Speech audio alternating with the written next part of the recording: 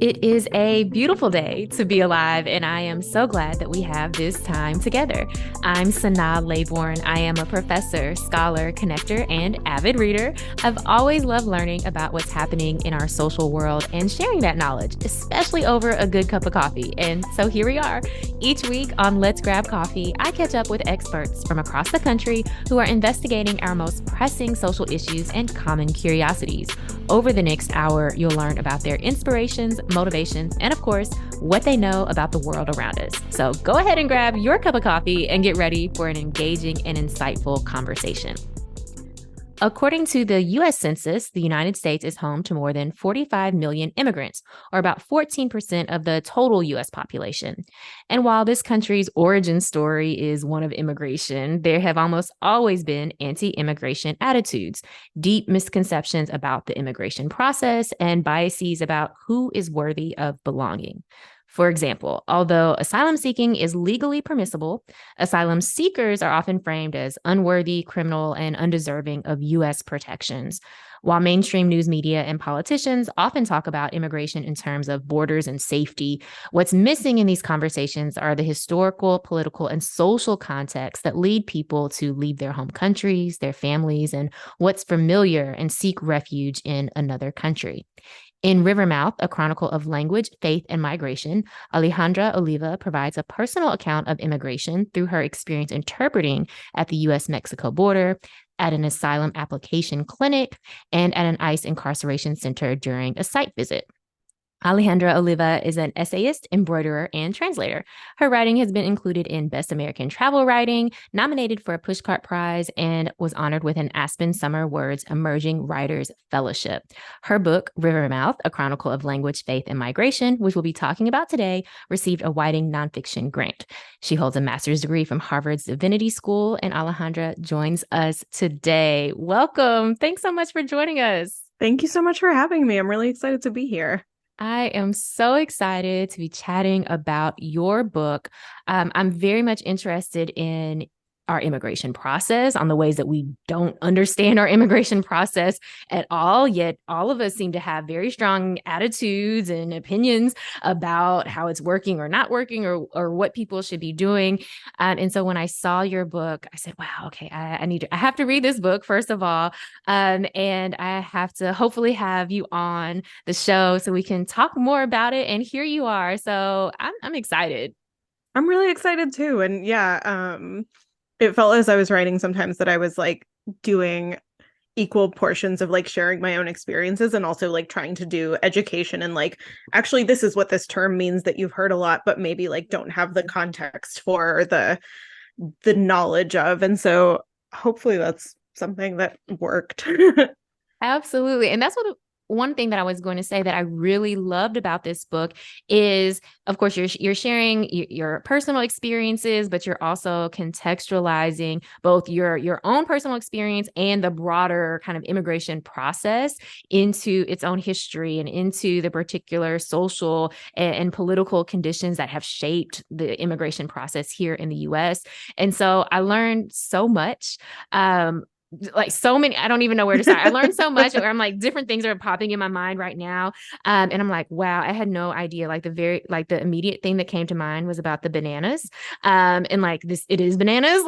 It's super bananas, yes. And since now we're talking about it, maybe we can let the folks who are listening in know a little bit more too. And maybe we'll just start there because I think it's so instructive for how little we know about immigration and why people are really forced to seek refuge and do so here. Yeah, so we can start with the United Fruit Company. This is this company that was US owned, and basically they went down into Central America, South America, the Caribbean, and started buying up land to set up banana plantations.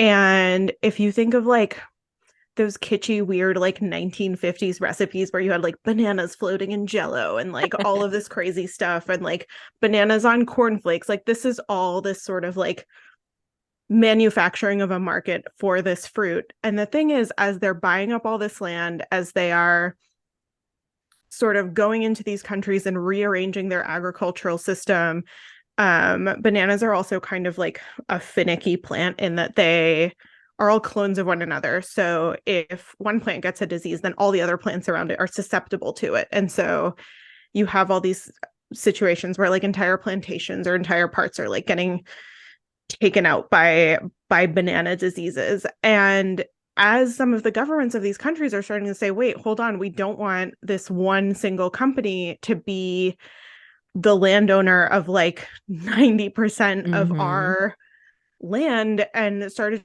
trying to kick them out, the United Fruit Company started getting people, or started getting their friends and allies in the US government to come in and start destabilizing the governments of these countries, to start manufacturing coups to replace the people who were in power.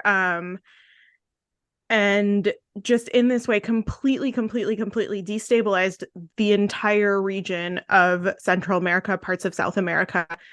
And it's kind of from these very early stabilizations, like around the late 1800s and early 1900s, that we see so much of the beginnings of these political problems that have continued on in these countries to the present day, because of the ways that, you know, the wealthy were empowered, or a select few Mm-hmm. people were empowered. And I'm trying to remember, I read a fantastic book about this to do the research for that section. It's called Bananas. I'm trying to see if I can find the name of the guy who wrote it, because it's a really like top to bottom incredible book. Oh, by Peter Chapman. Bananas: How the United Fruit Company Shaped the World. I would really Mm. recommend that book. It's fantastic.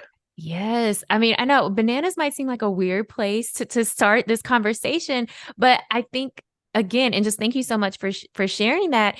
It really, I think, frames out what we're talking about, right? It's not just immigration that's happening today because of necessarily something that is happening in our present moment, but we're talking about immigration and the flow of people and the flow of power that is centuries, right, in the making. But yet I always like to say, you know, the past is ever present and it's shaping our experience and how we understand the world today.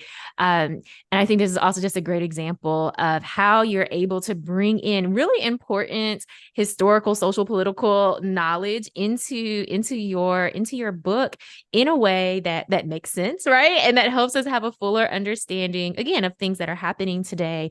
But then also, you know, hopefully gets people interested to learn more and maybe go read more about bananas Yeah. to have a fuller understanding of this moment that we find ourselves in. Yeah, absolutely.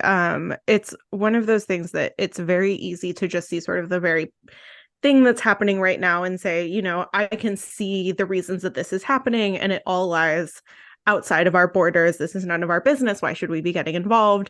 And then you look at something like the United Fruit Company and you're like, no, wait, it's because of our involvement as a government in these other countries and these other places, so that we could exploit their resources, so that we could you know, take as much money and goods Mm-hmm. out of those countries, that those countries are in trouble now today. And so it is our business. We made Yeah. it our business when we went down there initially.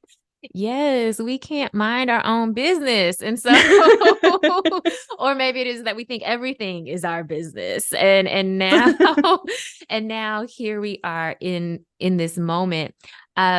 I think the other piece that really stuck out to me and that I like to remind, I'm thinking about in the classroom, remind my students about as we talk about immigration in the classes that I teach, is that asylum seeking is a legally permissible, it is the quote unquote right way to immigrate, or one of the quote unquote Yes. right ways to immigrate. I know there's a lot of language and inflammatory language around doing it the quote unquote right way. And asylum seeking is one of those ways. And yet we have very much demonized asylum seeking as a type of immigration, not to speak anything of the folks who are asylum seekers. Yeah. And I'm wondering if you could talk a little bit more just about kind of the history of asylum as a type of immigration process, and even a little bit about the process itself.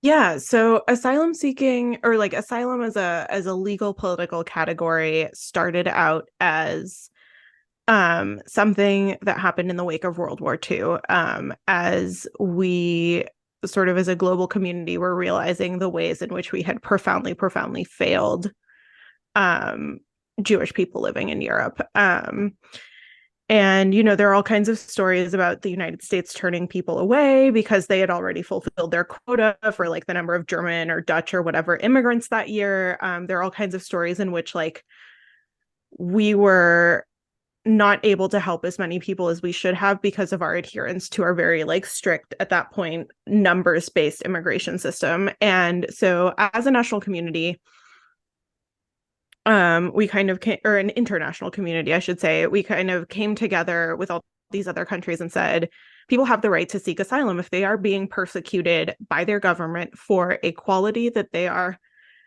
unable to change or that they shouldn't have to change. So things like your religion, you shouldn't be forced to convert, but you could, or like your race, which you can't change. And so it was saying, if your government is persecuting you for these things, you should have the ability to move to a different country and ask for asylum, ask for the right to stay there legally, build a life there, and not have to return to your own country because you're afraid of being harmed if you go home. And this is, I think, it took us a long time for everybody to sign on, and it's an incredibly important piece of sort of like international agreement. But what's happened in the last couple of years is not just that the people who are coming here to the US are afraid of going back home, but they're afraid for going back home for a number of different reasons that aren't necessarily related to like government persecution in the way that we had originally planned for it. And like, for example, fleeing from war isn't necessarily a thing that will get you asylum. Having to flee because your home has been destroyed by a natural disaster time and time again because of increased global warming is not a reason to apply for asylum. And so we're seeing a world that is much more complicated and much more challenging than the one that our asylum laws set up, almost 100 years ago now, sort of were meant to capture. But we still have all these people showing up who need help and who are often being persecuted for what you could consider a political opinion. Not wanting to join a gang in El Salvador is a political opinion. You have this like political stance that you shouldn't have to do that. And the government is not helping you in not doing that. And so maybe you need asylum. And so we have all these people showing up saying, asylum is, I want asylum. I'm afraid to go back to my home country. And that's kind of what I talk about in the book when I talk about credible fear interviews. That's this very first step that you take where, an asylum officer says, are you afraid to go back to your home country? Why? And you have to say yes. And you have to kind of explain the things that have happened to you or the things that have happened to your family that make that fear real or quote unquote credible. What that often looks like is an extremely traumatized person sitting in front of a government official and saying, I'm scared because of this, this, and this. And a credible fear interview, passing a credible fear interview alone will not get you asylum. You still have to appear either in front of a court or in front of another asylum official with like your proof and everything. But that credible fear interview is kind of this very, very first step where you don't necessarily have to have, the text messages this person sent you or know a ton about like your country conditions that mean that this is a thing that's happening to you. It's just meant to sort of pass this very, very baseline level of proof. And that will hopefully, depending on what kind of policies are going on at the border, get you into the country, let you start building your case to apply for asylum, let you start sort of finding family to settle with or finding a place to live, things like that. And then you still have to apply for asylum and go through that first step. But if you don't pass your credible fear interview, if you are unable to convince that official, then you immediately get deported or expelled from the country. And so it's this really, really high pressure situation where people are having to construct a narrative out of something that may have happened very recently, out of something that they may not fully, when you're traumatized, your like sense of time and your sense of narrative get really scrambled. And so you may not be able to like string a full coherent, first this happened, then this happened, then this happened together. And so it's this really, really high stress, high stakes moment. And we don't have people with attorneys in the room. Sometimes your translator is like on speakerphone on a phone in the middle of the table. And so you're kind of like, what's he saying? I don't understand. And Mm-hmm. so it's these really, really high stakes moments that are also treated very sort of casually and sort of not importantly. But yeah. Yeah. You know, as I was reading your book and you're talking about the credible fear interview, and it was bringing to mind another guest that we had on the show, Dina Nayiri. Her book is Who Gets Believed. And so again, in part of her book, she is talking about asylum seeking and this process of constructing a believable story, a story that will move someone to say, okay, you have a credible fear and will allow you to stay in this country, right? As you go through that formal process. But again, this question of how does a person construct the right narrative? And when we think about translation, and that plays a big role in it, as you talk about in your book, right? Finding the right words and what gets lost in translation and how much of yourself ends up in that translation. And just that idea of how much language can move us or not move us if we can't translate in a way that also can convince somebody of what we've experienced, or even translate or convey the right emotion. Yeah, yeah, exactly. And so you are, relying on someone that you often haven't met. You can't really check their work because you don't understand this other language that they're speaking. And it just feels really scary. Like I said, sometimes they're not even physically present in the room. And so it's this also other layer of like, it's someone I can't see, it's someone I don't know, it's someone who I think might be understanding me, but I can't confirm that in any way. And so it's Yeah. this really tense, fraught relationship and situation. Mm-hmm. I was doing a little bit of research because, again, we have so many misconceptions, just misunderstandings about the immigration process. And if we believe what we hear politicians or political pundits saying, our sense of what's happening is even more warped. But I found this data from the Migration Policy Institute about asylum backlogs. And it says more than 1.3 million asylum applications were awaiting processing as of May 2023. Of these, approximately 750,000 were pending in immigration courts. So about 40% of all cases in the immigration court system. 600,000 were with US Citizenship and Immigration Services. And the average asylum case in immigration court takes more than 4 years to be completed. And that I had no idea. But that is a long time to be in limbo, in fear of potentially being returned to a place that you can't, like you won't be safe, but also unsure of, where you are, like in that limbo position. You can't really put down roots where you are either.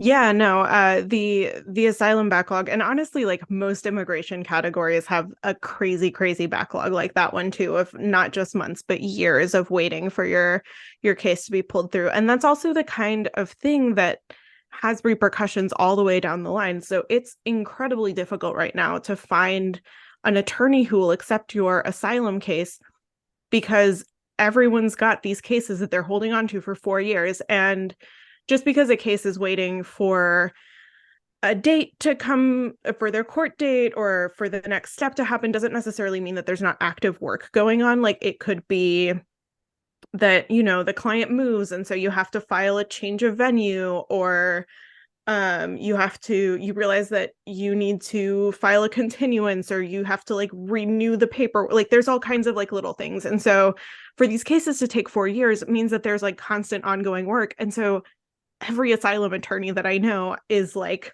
has a crazy caseload and Yeah.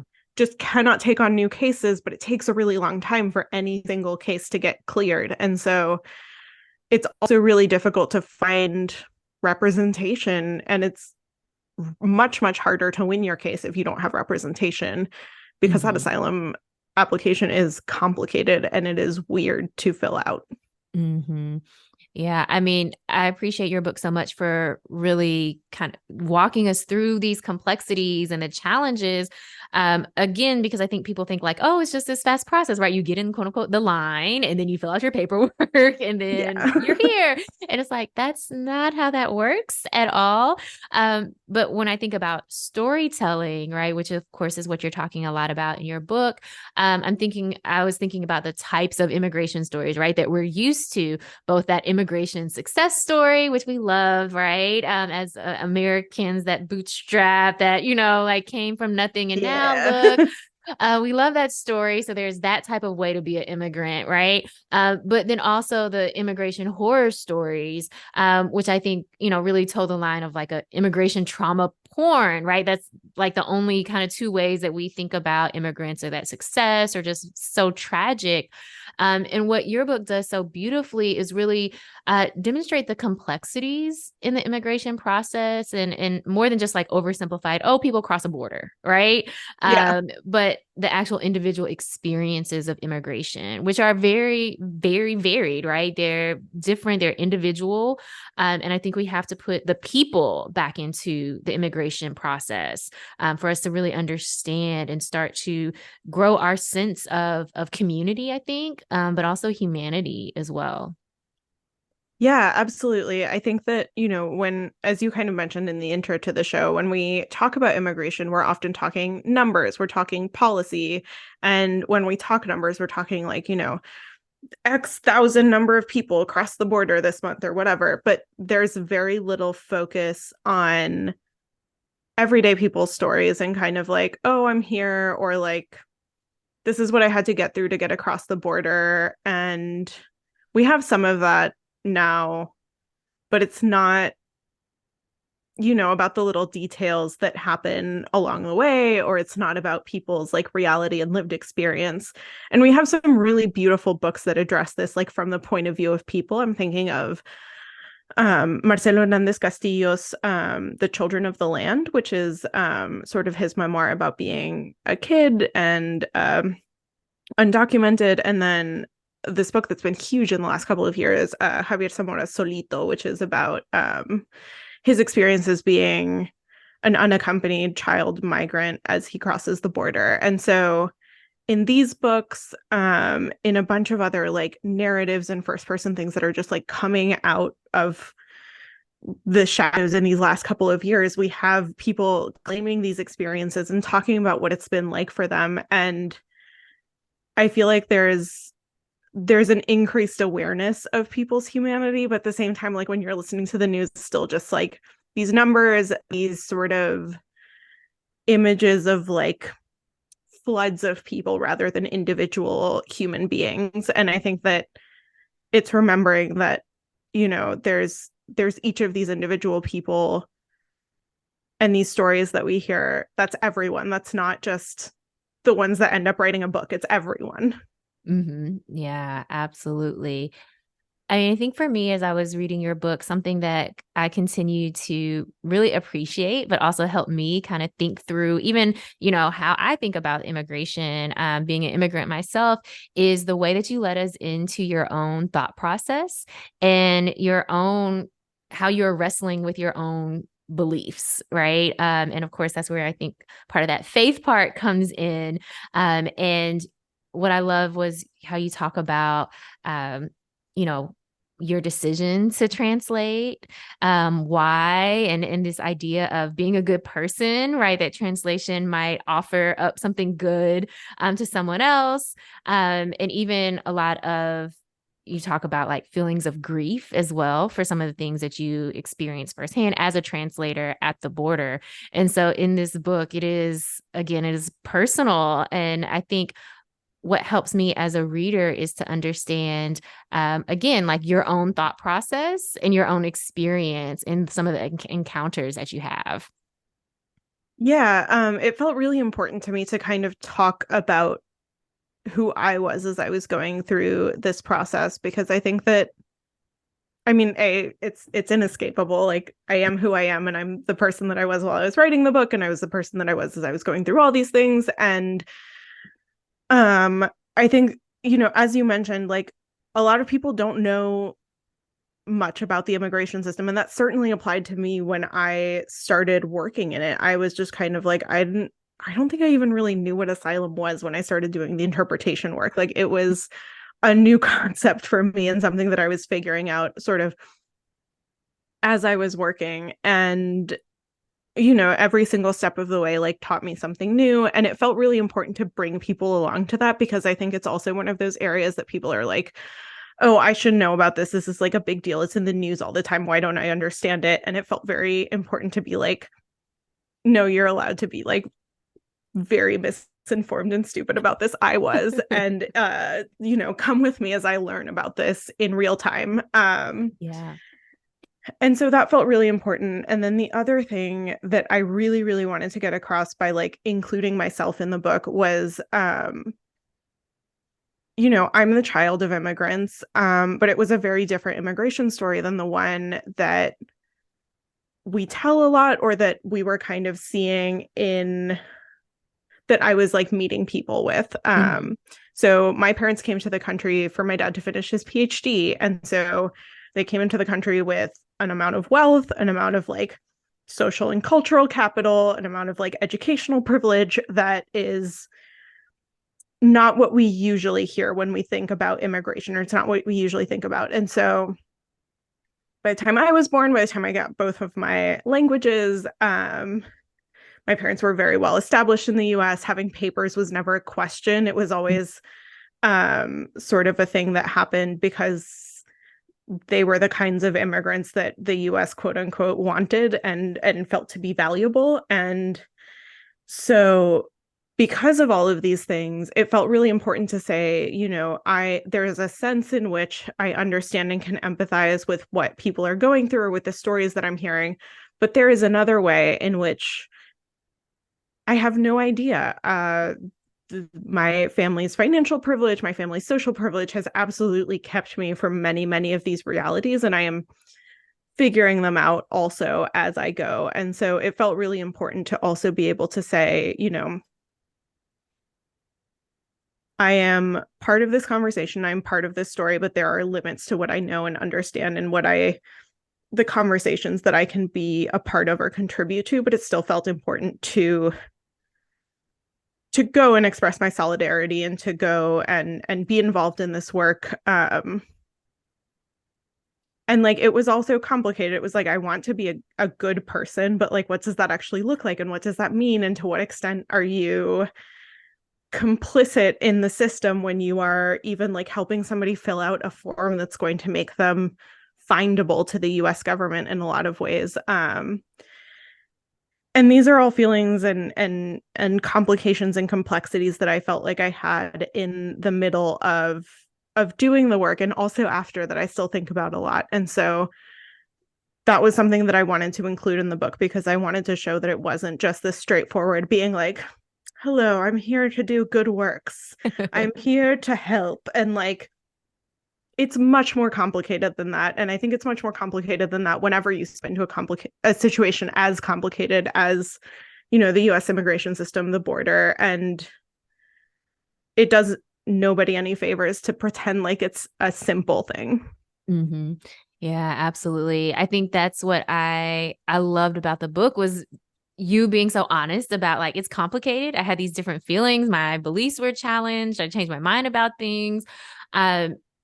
And I really appreciated that as a reader. You mentioned like writing this as a way, like, come with me as I learn about this very complex system that is always changing. That's the thing. Like, what you knew at the time that you were doing the work, at the time that you were writing the book, very different than even today, and what those laws and policies might look like. And that's part of the reason why it's so complicated, is because our policies are always around immigration are always changing. And so it's hard to really get a firm understanding of even what the process is or what's happening. Yeah, exactly. I finished the like very last editable version of this book about a month before Biden released his immigration policies at the beginning of this year. And so there's like kind of some hints that like in the book that like the Biden administration is not doing as well as I wanted them to as far as Mm-hmm. immigration policies, but like the real stuff wouldn't come until just after my deadline. And so it's like even now the book is outdated and it's going to keep being outdated forever. But it still feels important to be, especially during the Trump years where everything was changing so quickly. I was like very Yeah. conscious of being like, this happened in these months, because this may not have been the case if you went down to Tijuana 6 months later, even a week later in my case. I went right before the migrant protection protocols were established, which basically meant you could cross the border, get an asylum hearing date, and then be kicked right back out to Mexico to wait for that time, which, as you mentioned, could be months or years before you got your actual court date. And so all those people that I saw crossing the border would have come right back the next week. And so even a week after I was seeing what I saw, the situation changed again completely. And so it felt important to record what was happening, because even every time a policy changes, there are still people who get caught up in it and whose lives are changed by these very, very seemingly minor choices. And it's important to recognize that, like, people's lives have been actually affected by all this tug of war and, like, switching between policies and changing things from 1 month and 1 week to another. And so, yeah, it's an outdated book, but I think that's okay. Yeah, I mean, I think it is okay because it just shows how much of our immigration policy is very much at the whims of people in power. And that's what I also appreciated about the book, right? You have these broader, kind of more historical context, but then also understanding that in the moment, right, these laws and policies are changing, week to week. And what we thought was maybe a permanent process or a permanent stance from the United States can change, right? At any point in time, depending upon who's elected. Something that really resonated with me as I was reading the book, you talk about January 2017, right? When Trump comes into office and, of course, makes so many different changes, Yes. broad stroke changes to immigration policy. And you say you're Googling whether your expired Texas driver's license would be enough to prove your citizenship. And I just remember January 2017, as I'm sure folks who are immigrants remember that time. And I'm a transnational adoptee, but I remember even in adoptee circles, people saying, like, looking for their adoption paperwork, looking for their naturalization paperwork, making sure that they had access to paperwork that, as we also know, paperwork, like, that doesn't really mean it doesn't have to mean anything, but that some sort of sense of security that we're looking for in the midst of all of these really massive changes that are impacting, right, our lived experience. Yeah, and it was one of those things that, like, even as I was doing it, I was like, I don't actually know if this is a big deal. Like, I think I might be too privileged for this to, like, actually have an effect on me. Like, certainly I've never thought about this before. But even so, there was that fear kind of creeping in of being like, what if it does become a big deal? What if this is suddenly a thing that matters in this huge, huge way? And I have messed up by not ensuring that I have a current driver's license in my wallet. And I mean, that goes to show both the level of privilege that I had, that I'd never thought about it before. Mm-hmm. That I could let my driver's license expire, that I could, like, be like, I don't actually know where my passport is. Like, let me call my parents.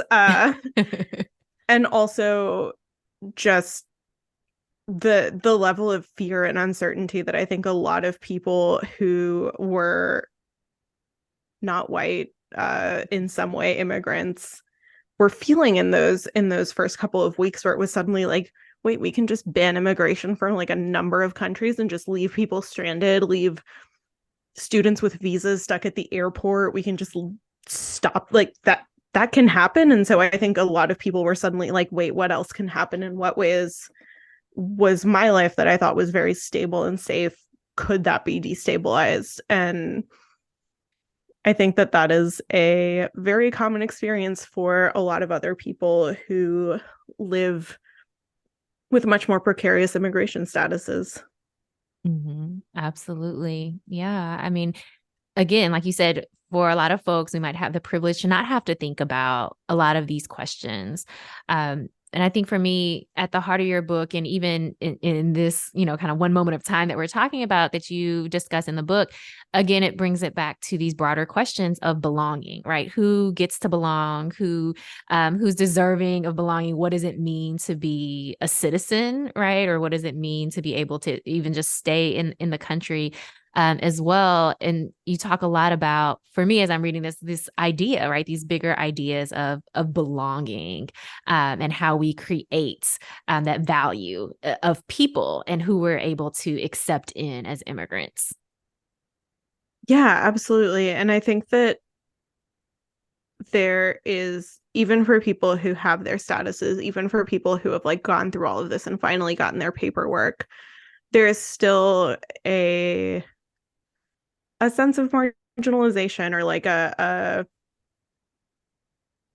feeling that like I just went through all that and I was treated in this way, and now that I have like this one little piece of paper, suddenly Mm-hmm. everything is completely different. And like, what does that mean about this piece of paper? What does that mean about my status as a person? And um that seems like a problem that is both a lot more challenging to fix, and one that is urgent that we do so, and one that seems really important to take on as a country and as a culture. Mm-hmm. Absolutely. I want to change gears just slightly because a lot of the book, you're also talking about where you were in school and thinking about being in divinity school and how that's also framing both the ideas of translation that you kind of talk about a little bit about translation theory, but also how you're thinking through your own ideas of faith. And I found this part really interesting because so many of the things that happen in our world can challenge our faith, right? And then also as a person who grew up in the church, but then was like, oh, I don't really think that's my thing, but then coming back to some ideas, I guess, or some relationship with God or whatever it is, I was also really drawn to your reflections on this idea of faith, and you really weave in some of these Christian Bible stories that folks might be familiar with as well. And I'm wondering, what are your thoughts now about, or where's your thinking now about these ideas of faith and this idea of a God who is, all knowing and supposedly working things out for our good. Where have you landed now on these big ideas of faith? That is a great question, and one that is still really complicated for me, honestly. Yeah. Yeah, I was in divinity school for most of the events of the book and also a good chunk of writing of the book. And I went to divinity school because I'd been raised very evangelical, and like you, was kind of like, I don't know about this, I'm not sure, had moved away from it, and had kind of like started realizing all the ways that like it had actually had a tremendous impact on my life too, and like my ways of thinking, my ethics, my everything, to have been part of a church for 18 and change years. And I was like, okay, this feels like it's maybe worth a little bit more investigation or a little more digging into. And I feel like doing divinity school and doing this work at the same time also like led me to confront these very, very old questions of, why does injustice and suffering exist if God is just? And like, Mm-hmm. why is any of this happening if theoretically somebody is looking out for us? And I don't know that I've like resolved those questions. And at the same time, there is a tremendous sense of like ethics and responsibility and sort of outreach to other people that I feel like came from doing that work that doesn't feel unrelated to religion. And a lot of people that I met doing that same work were there because of an out of religious conviction. A lot of the migrants that I met and were talking to had incredibly, incredibly strong senses of faith and of a God that was looking out for them, and of being protected and surrounded by God's love in a way that I was like, really?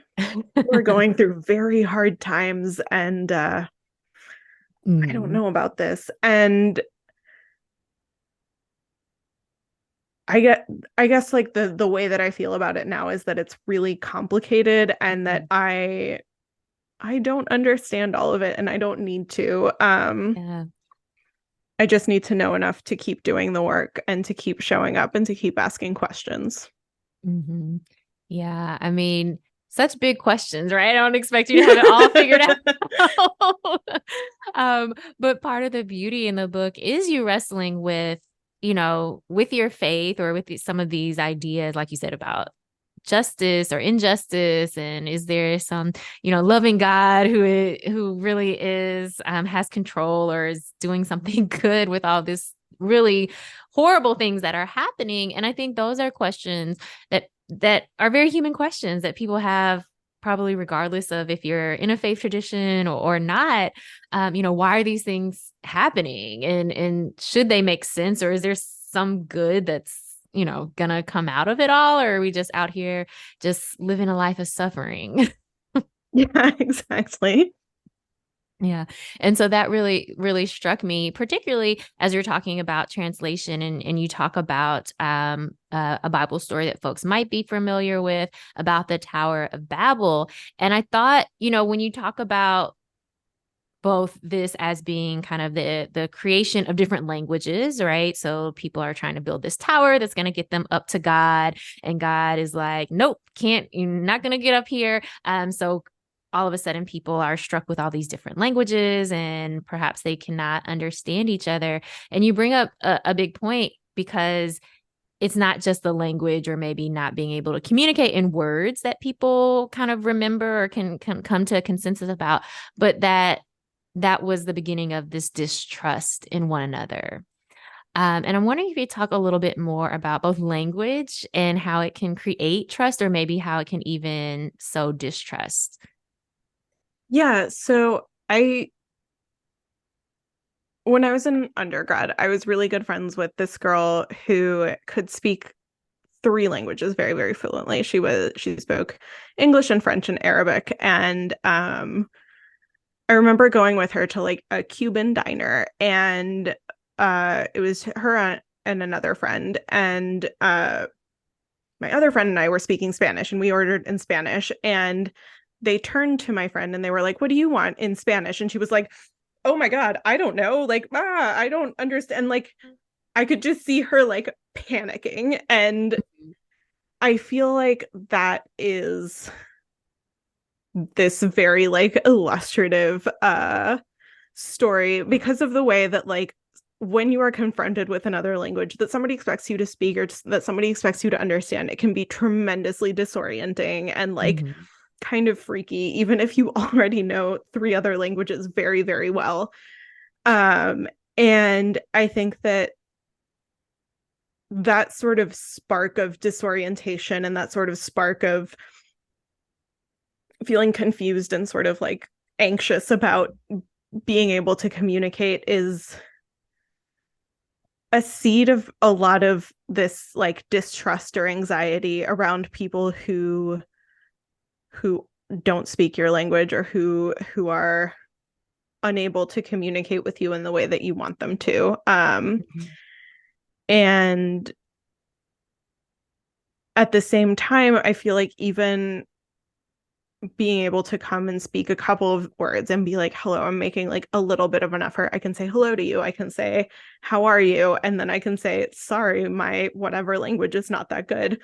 Is a way to sort of start building connection and start building a relationship with someone, even across languages. And there are, at the border, I saw people who would not understand Spanish, or have somebody ask them a question and they would be like, I don't know, like I'm gonna pull over a translator, and kind of like have that panic reaction. And I also saw people who spoke no Spanish and were able to just, say like hola, and like share stickers, or just kind of be like, "I don't understand what you're saying, but like I'm here to support you." And like if you need anything, I will pull someone over. But until now, we can just share this coffee or share this moment in time. And like, yeah, no problem. I can look after your kids for you for a second while you like repack your bags and Mm-hmm. so there are these, it is possible to overcome that initial sort of like moment of spark and moment of panic and just be like, we're both people. We're going to try and get along. We're going to try and communicate. And, that doesn't work for every situation. That doesn't work for every place. But I think just having that openness and that willingness is something that feels, I think, particularly challenging to um, English monolingual speakers who have never really had to confront that, because I also see, immigrants navigating a world all the time that doesn't necessarily cater to them linguistically and just being like, yeah, I can make myself understood if I need to, or like, I brought my neighbor who speaks English and like, we're here, we're going to figure it out. And so I think that there's it's important for people who are not used to navigating a multilingual world to get used to it, to not panic, to try their best to feel comfortable, even if that's not your first reaction or your first response. Mm-hmm. Yeah, I'm just thinking about those moments that we can either embrace or run away from, right? And try to insulate ourselves away from having those moments of maybe disorientation, or we can embrace them, particularly as we are in a country that has no national language. In the way, but yet the ways that for a lot of folks, we believe like everyone should be able to speak English, versus thinking like, how are the ways that I might be able to communicate and welcome in folks who maybe I don't understand, but who I could learn to understand, right? Or who we could have those human connections. And I think it's really important. And something that your book does so well is really, I think, challenge folks to think about how can I make those human connections? How can I be more aware of what's happening to the people around me? And where might I be able to step in and, hopefully create, a more welcoming community. If not thinking about how might I get involved in the political process, right? To help create a more welcoming community.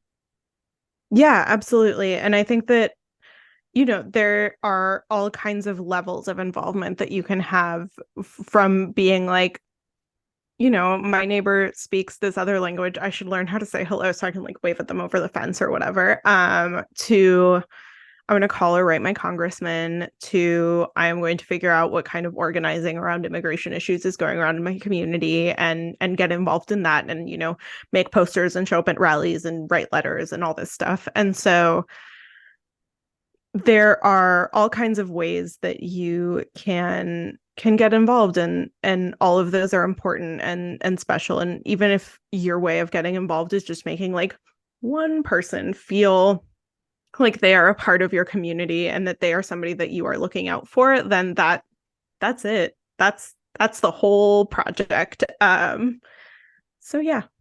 Yeah, I love that how in the book you say, this book is about immigration, but it's also about reading and rereading, going over passages in your life, pouring over someone else's words until you find your own life irrevocably altered. And I think even, for me, both reading your words and but also thinking back through different moments in my own life as well, and how might I reinterpret those and what might I do with that information now, right? That maybe is giving me a new perspective. So I think this book is a really great companion to even thinking through, I'll say my life as a reader, and I'm sure for other folks when they read the book as well. I also found it a book that I had to take my time with in a good way, right? A book that I wanted to savor and really understand, because of, again, as we talked about, as we started, all these different historical moments, right? That I'm like, oh my goodness, I had no idea. That made me like really rethink, you know, what I knew about bananas, maybe, Yeah. or other things. But then also because for me, as someone who does not speak Spanish, and you include text throughout that is in Spanish, I think even for some folks, that in itself, that process of, okay, but I want to know what's being said, and taking that moment to, Google Translate, and then also which then put me in that mindset or that process of like, I don't think this is exactly what they said. Right?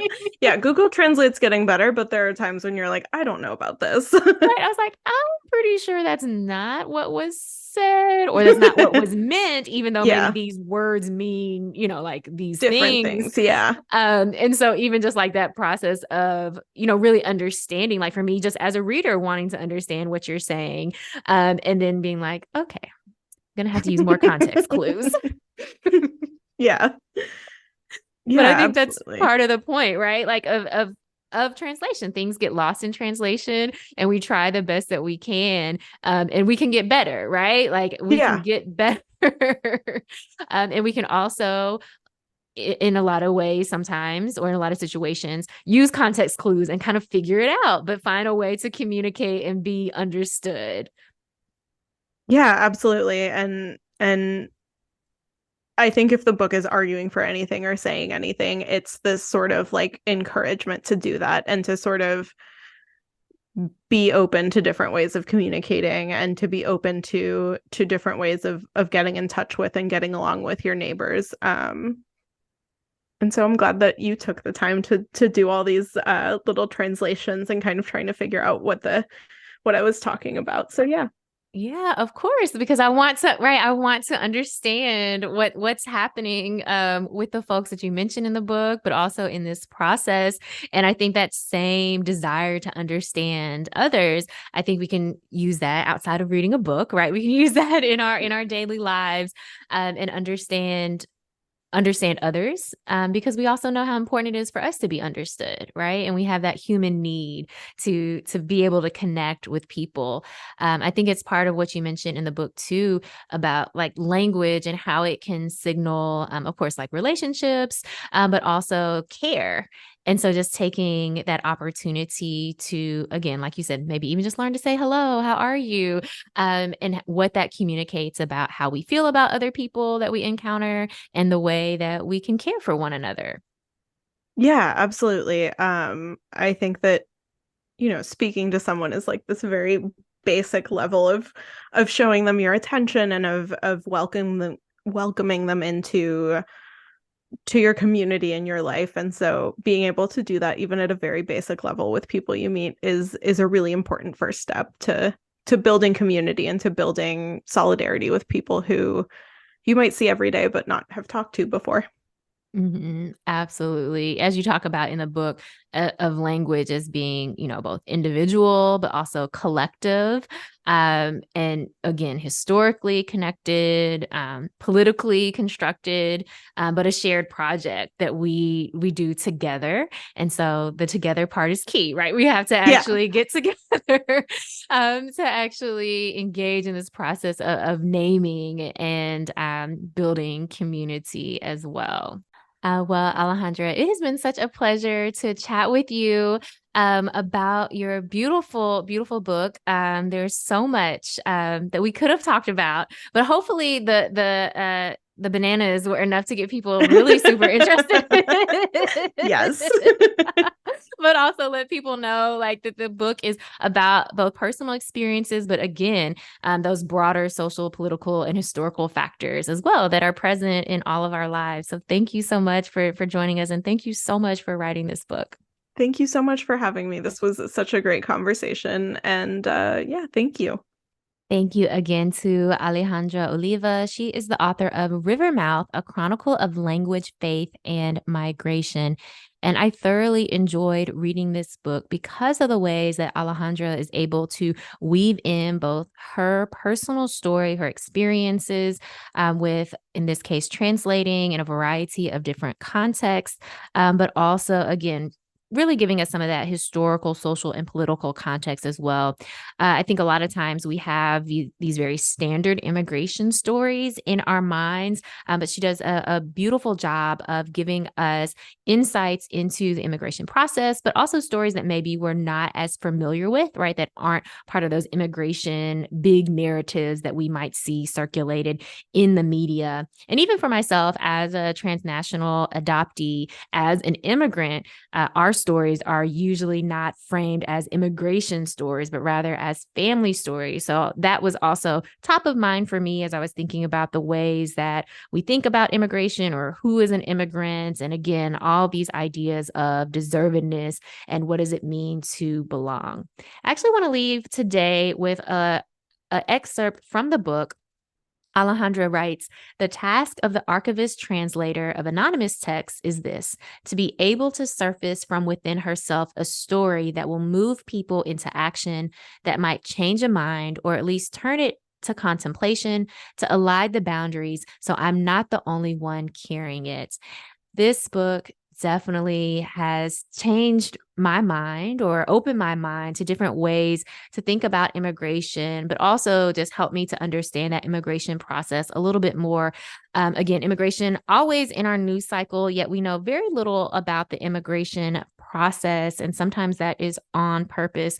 But this book really sheds light into that process, and most importantly, into the lives of people who are trying to navigate our immigration system. Well, thank you so much for being here with me today. This is Let's Grab Coffee on WYXR. I'm Sana, and I'm here every week talking to folks about what they know about the world around us. I hope that you will join me again. And as always, a reminder to subscribe to Let's Grab Coffee in podcast format so you never miss a conversation. Plus, it makes it super easy to share these conversations with other folks who I'm certain are also curious about the world that we live in. Well, I want to close with this reminder. Each and every day, you get to decide. Yes, you get to decide what type of day it's going to be and how you're going to show up in this world. Over time, it is those daily choices that create your life. What type of life are you creating?